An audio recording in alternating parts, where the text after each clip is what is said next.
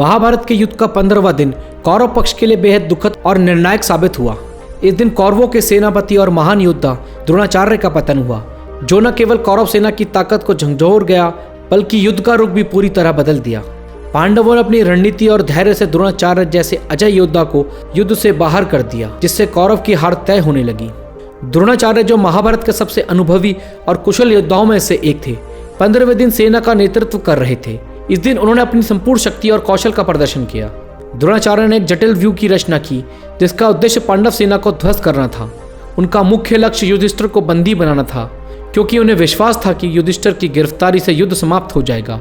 इस योजना के तहत कौरवों ने पांडव सेना पर भीषण हमला किया। द्रोणाचार्य की रणनीति युधिष्ठिर को बनाने पर केंद्रित थी। कौरव सेना ने युधिष्ठिर को निशाना बनाते हुए अपना पूरा ध्यान उनकी ओर मोड़ा, लेकिन अर्जुन, भीम और धृष्टद्युम्न ने मिलकर युधिष्ठिर की रक्षा की। भीम ने अपनी गदा से कौरव योद्धाओं को पीछे हटने पर मजबूर किया, जबकि अर्जुन ने अपने बाणों से द्रोणाचार्य और अन्य कौरव योद्धाओं को युधिष्ठिर तक पहुंचने से रोक दिया। इस प्रकार द्रोणाचार्य की यह योजना असफल हो गई। पांडव जानते थे कि जब तक द्रोणाचार्य युद्ध में है, कौरव सेना को हराना लगभग असंभव है। इसलिए उन्होंने द्रोणाचार्य को युद्ध से हटाने के लिए एक विशेष योजना बनाई। श्री कृष्ण ने सुझाव दिया कि द्रोणाचार्य को उनके पुत्र अश्वत्थामा की मृत्यु की झूठी खबर दी जाए। भीम ने पांडव सेना के हाथी, जिसका नाम अश्वत्थामा था, उसको मार दिया और युद्ध भूमि में घोषणा की गई कि अश्वत्थामा मारा गया। इस घोषणा से कौरव और पांडव पक्ष दोनों चौंक गए। भीम की घोषणा पर विश्वास नहीं करते हुए द्रोणाचार्य ने युधिष्ठिर से सत्य जानना चाहा। युधिष्ठिर, जो सत्यवादी के रूप में जाने जाते थे, उन्होंने कहा, अश्वत्थामा मारा गया, चाहे वो मनुष्य हो या हाथी। श्री कृष्ण ने अपनी माया से सुनिश्चित किया कि द्रोणाचार्य को अश्वत्थामा मारा गया ये शब्द सुनाए जाए। युधिष्ठिर की बात सुनकर द्रोणाचार्य को विश्वास हो गया कि उनका पुत्र अश्वत्थामा मारा जा चुका है।